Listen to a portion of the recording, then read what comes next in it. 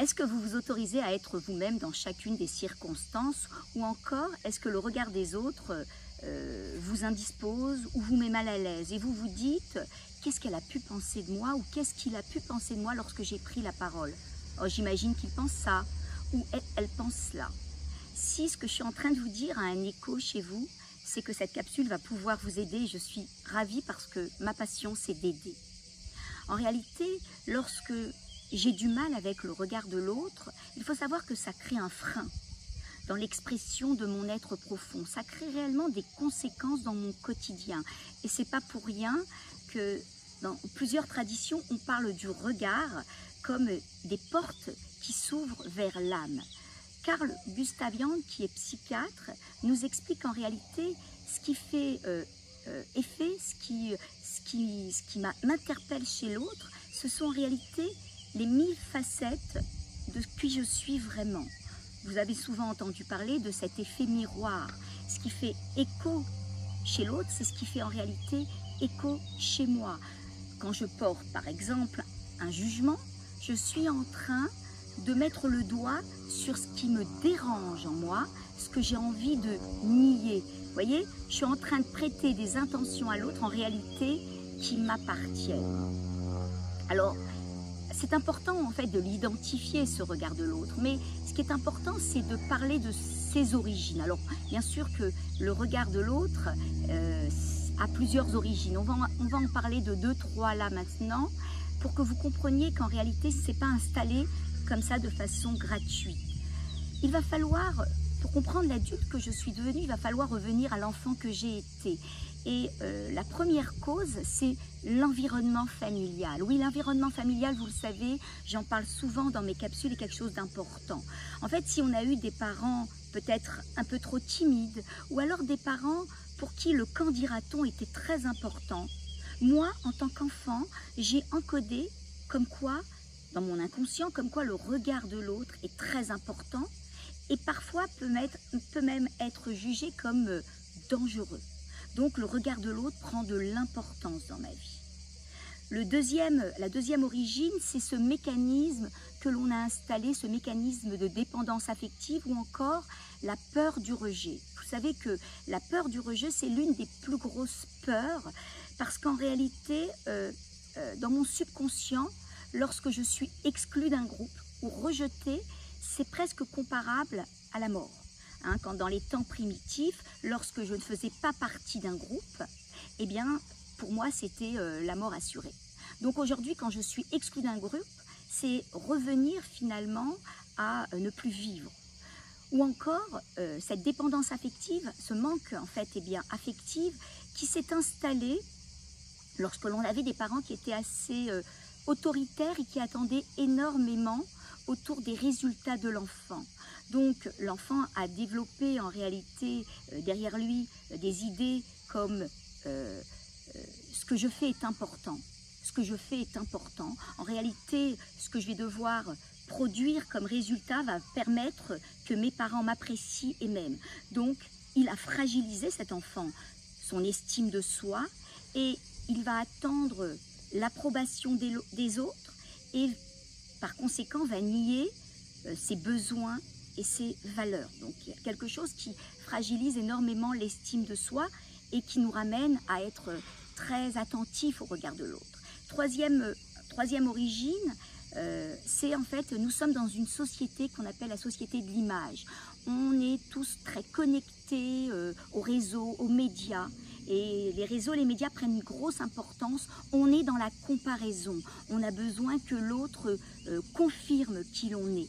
Et on a besoin de likes, on a besoin de followers. Vous voyez, tout ce monde de l'image ne fait qu'amplifier en réalité, j'ai envie de dire, cette peur du regard de l'autre.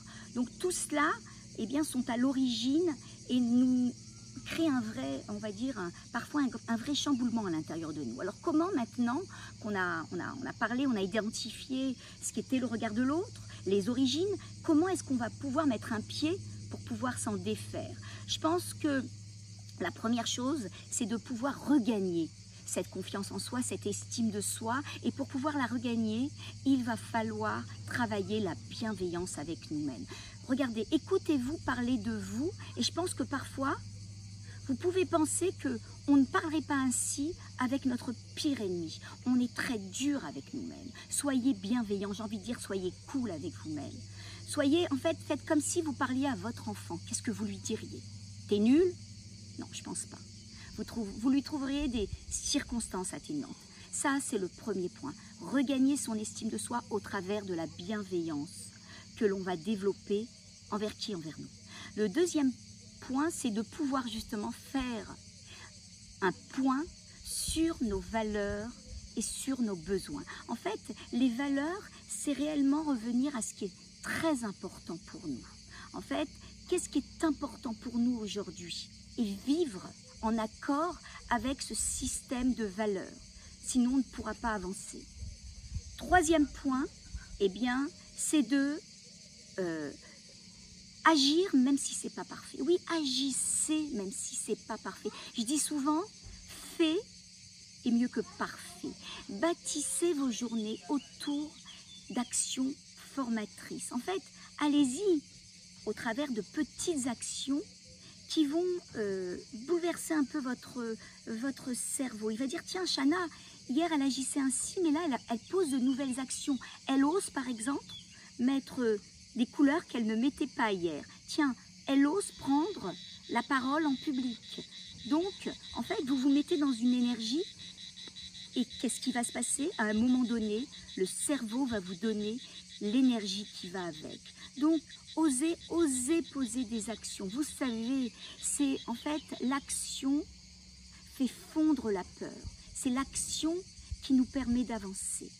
Et j'ai envie de dire un dernier point que j'utilise moi-même très souvent, reconnectez-vous à votre être supérieur.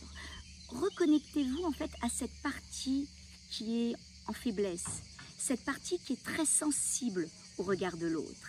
Et quand vous vous êtes bien connecté à elle, imaginez-vous qu'est-ce qu'elle pourrait ressentir. Oui, qu'est-ce qu'elle pourrait ressentir? De quoi elle pourrait avoir besoin?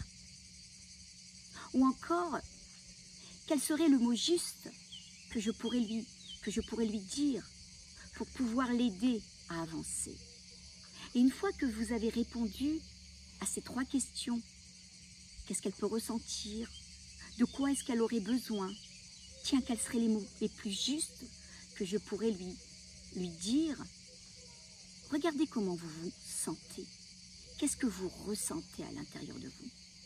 Comme c'est bon de pouvoir se connecter à soi, comme c'est bon de pouvoir commencer à penser, j'ai envie de dire une blessure, oui c'est une blessure.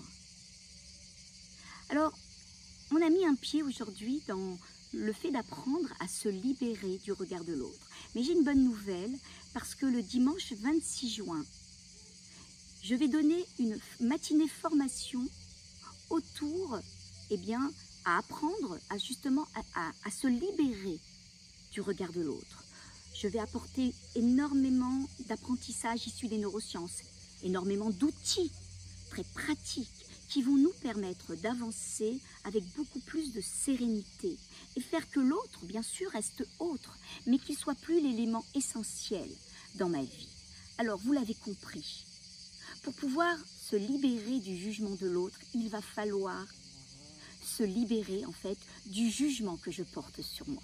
La question que j'ai envie de vous poser, par quoi aujourd'hui vous allez commencer? Bonne journée, à bientôt.